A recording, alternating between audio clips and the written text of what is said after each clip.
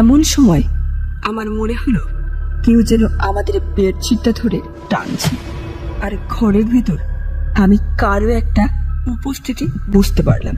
আজ আমি আপনাদের দুটি ভৌতিক ঘটনা শোনাব। প্রথম ঘটনাটি ঘটেছিল দীঘার একটি ভৌতিক হোটেলে, আর দ্বিতীয় ঘটনাটি ঘটেছিল এক শুনশান কবরস্থানে।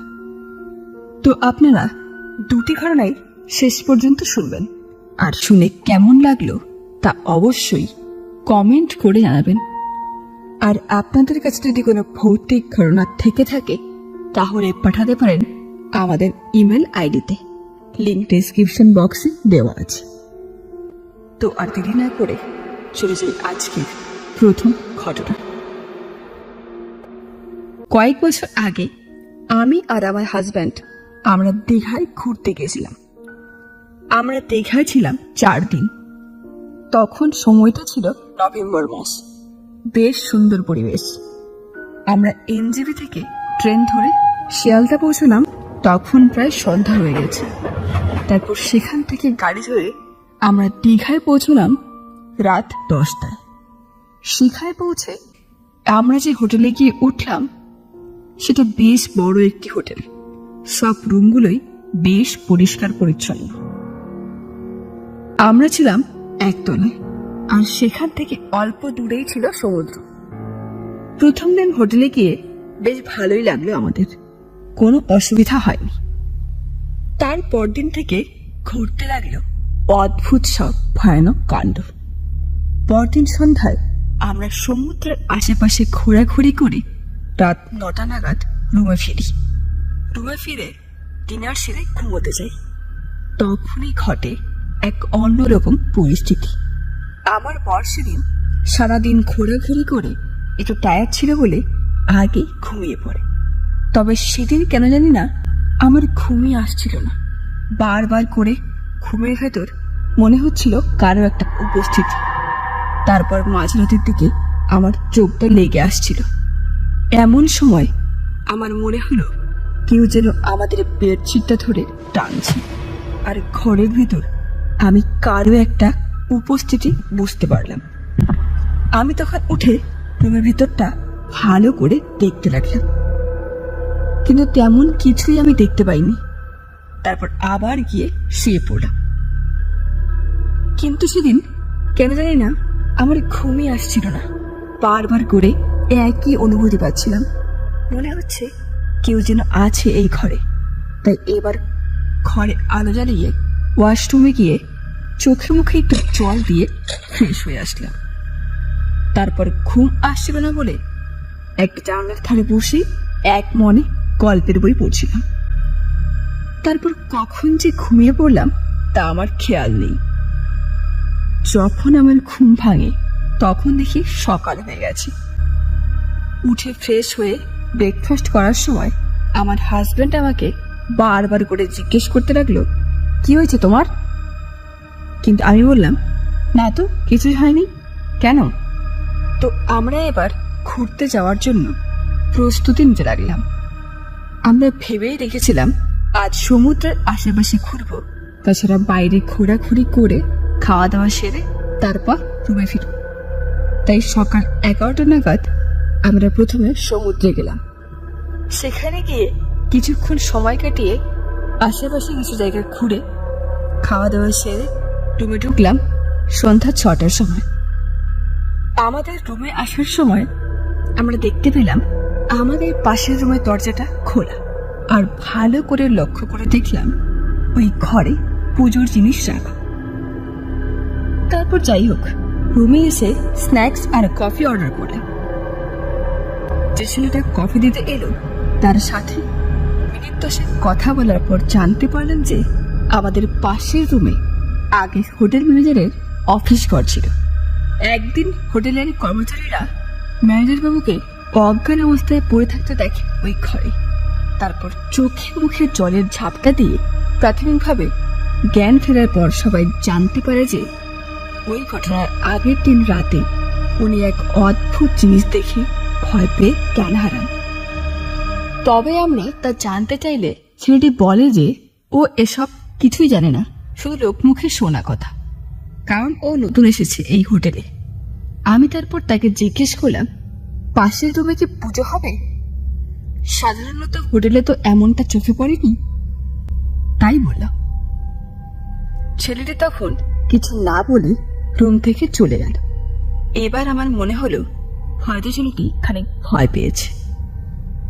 আমার হাজবেন্ড তখন ছেলেটিকে গিয়ে বলে আসলো, তোমার ভয়ের কিছু নেই, আমরা এসব কিছু হোটেল কর্তৃপক্ষকে জানাবো না। যাই হোক, তারপর রাত বাড়তে লাগলো। 10টায় ডিনার সেরে সেদিন আমরা রুমের লাইট চালিয়ে শুয়ে পড়লাম। কিন্তু ঠিক আগের দিনের মতোই সেই একই ঘটনা ঘটতে লাগলো আমার সাথে। আমি স্পষ্ট রুমে কারো একটা উপস্থিতি বুঝতে পারছি, কাউকে দেখতে পাচ্ছি না ঠিকই, কিন্তু অনুভূতিটা এতটাই প্রখর যে সত্যি এটা খুবই ভয়ানক। একবার মনে হচ্ছে জানলার পাশে, তো একবার মনে হচ্ছে ওয়াশরুমের পাশে কেউ একটা আছে। হঠাৎ একবার জানলার পর্দাগুলো হালকা নড়ে উঠল। আমি চমকে উঠলাম, কারণ যেহেতু আমার ভয়ে ঘুম আসছিল না, তাই রাতের রুমের পুরো পরিবেশটাই আমার প্রচন্ড গা ছমছমে বলে মনে হচ্ছিল। তাই এবার আমার হাজবেন্ডকে ডাকলাম। হাজবেন্ড উঠে ভালো করে চারিদিক দেখে বলল, রুমে তো কিছুই নেই। তবে এবার ওর কথায় কিছুটা সাহস নিয়ে কোনো রকমে সেই রাতটা কাটালাম। পরদিন সকাল হতেই আমি পুরো রুমের চারপাশ লক্ষ্য করলাম, দেখি সবকিছুই তো ঠিকঠাক। তারপরে দুপুরে লাঞ্চের সময় সেদিন অন্য এক হোটেল কর্মচারীর থেকে শুনতে পেলাম এই হোটেলে নাকি মাঝে মধ্যেই অদ্ভুত অদ্ভুত কিছু ঘটনা ঘটে। এবার আমার মনে হলো আগের দিন রাতের কথা। উনি আরো বললেন যে মাঝে মাঝে এখানে পুজো করা হয়, কিন্তু তাতে কিছুই লাভ হয়নি। আমি তখন ওনাকে বললাম, আজ তাহলে কি কোনো পুজোর আয়োজন করা হয়েছিল? উনি তখন জানান যে এবারে এক তান্ত্রিককে নিয়ে আসা হয়েছে, উনি নাকি সব সমস্যার সমাধান করবেন, দেখা যাক কি হয়। এই কথা শোনার পর আমি ভাবলাম তাহলে কাল রাতে সত্যি কিছু একটা ঘটনা নিশ্চয়ই ঘটেছিল। তারপর আমরা সেদিন বিকেলে আর কোথাও বেরোইনি, কারণ পরদিন আমাদের বাড়ি ফেরার কথা। তাই সব ব্যাগপত্র গুছিয়ে নিয়ে আমি খেয়াল করলাম যে আরো কিছু ফেলে রেখেছি কিনা তা দেখি। তখনই আমার নজরে পড়ে আমাদের রুমের এক পাশে রাখা একটা পুজোর ঘট, আর তাতে জল ভরা। আমি ভালো করে খেয়াল করে দেখলাম এটাতে ফুল আরো কিছু দ্রব্য মিশ্রিত জল। আমি তখন আমার হাজবেন্ডকে ডেকে বললাম যে এটা তো আগে ছিল না, হঠাৎ রুমে এই পূজার ঘরটি রাখা কেন? এটা দেখার পর আমরা এক হোটেল কর্মচারীকে সবটা বললাম। উনি তখন বললেন যে এই ঘরে এটা আছে উনি তা জানেন, তবে উনি আমাদের বলেন যে আপনাদের ভয় নেই, যাতে কিছু বিপদ না হয় তার জন্যই এটা রাখা। আর সত্যি সেদিন শোবার আগে দেখলাম রুমটা অন্য দিনের তুলনায় বেশ শান্ত, আর রাতে কোনো সেরকম ঘটনা আর ঘটেনি। তো বন্ধুরা, এই ছিল আজকের প্রথম ঘটনা। ঘটনাটি শুনে আপনাদের কেমন লাগলো তা অবশ্যই কমেন্ট করে জানাবেন, আর ভালো লেগে থাকলে লাইক কমেন্ট শেয়ার অবশ্যই করবেন। তো আর দেরি না করে চলে যাই আজকের দ্বিতীয় ঘটনা। আমি অর্ক, আমার বাড়ি গ্রামে, আর আমার গ্রামটি নদীর তীরে জমির বুকে বিশ্রাম নেওয়া একটি শান্ত গ্রাম। এখানে জীবনটা বেশ ধীর গতিতে চলে, ঠিক যে আকাশের তারাগুলোর মতো। কিন্তু এই শান্তির মধ্যে একটা গোপন রহস্য লুকিয়ে আছে আমাদের এই গ্রামে, আর সেটা হলো আমাদের গ্রামের কবরস্থান। এই কবরস্থানটি গ্রামের এক প্রান্তে বিশাল এক আমবনের ছায়ায় ঢাকা নিঃশব্দ নিরিবিলি একটি স্থান। সেখানে দিনের বেলায় যেতে মন্দ লাগে না, কিন্তু রাতে রাতে এই জায়গাটা এক ভয়ঙ্কর রূপ নেয়। আমরা ছেলেবেলায় শুনতাম এই কবরস্থানে প্রতি রাতেই অদ্ভুত ঘটনা ঘটে। কখনো শোনা যেত কান্ডারির মতো হাহাকার, কখনো বা মৃতের আর্তনাদ। এইসব ঘটনা শুনে আমাদের গা শিউরে উঠত, আর রাতে একা একা ঘরের বাইরে যেতেও ভয় লাগত। কিন্তু একদিন আমার মনে কৌতূহল জাগলো, এইসব ঘটনাগুলি কি সত্যি, নাকি শুধু ভয় দেখানোর জন্য লোকমুখে শোনা কথা। তাই একদিন আমি আর আমার দুই বন্ধু রনি ও জীবন আমরা সিদ্ধান্ত নিলাম এক রাতে আমরা এই কবরস্থানে গিয়ে দেখব যে সত্যি সেখানে কি ঘটে। তো সেই কথা অনুযায়ী এক পূর্ণিমার রাতে আমরা তিনজনে মিলে রাত 12টার পর বেরিয়ে পড়লাম সেই কবরস্থানের দিকে। যেহেতু পূর্ণিমার রাত, তাই সারা আকাশটা পরিষ্কার, চারিদিকে ঝলমলে তারা, আর পুরো গ্রাম তখন নিস্তব্ধ। আমরা তিনজন হাঁটতে হাঁটতে কবরস্থানের কাছে আসতেই একটা অদ্ভুত শীতলতা অনুভব করলাম। চারপাশে আম গাছের পাতার খড়খড় শব্দ ছাড়া আর কোনো শব্দ নেই।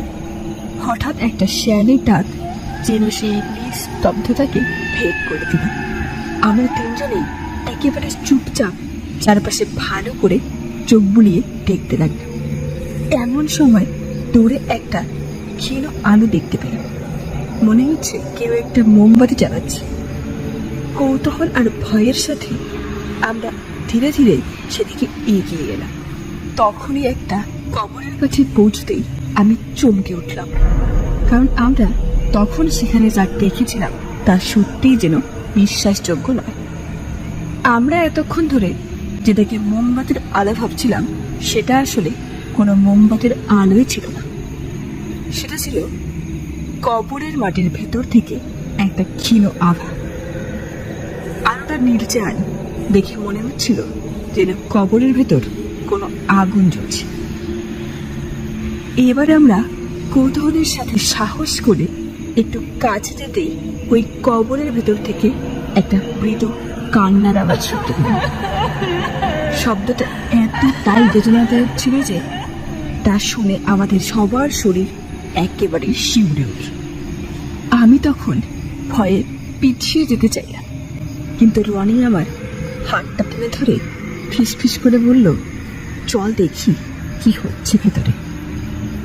কিন্তু জীবন আর এসব সহ্য করতে পারছিল না, তাই ও দৌড়ে সেখান থেকে ছুটতে লাগলো।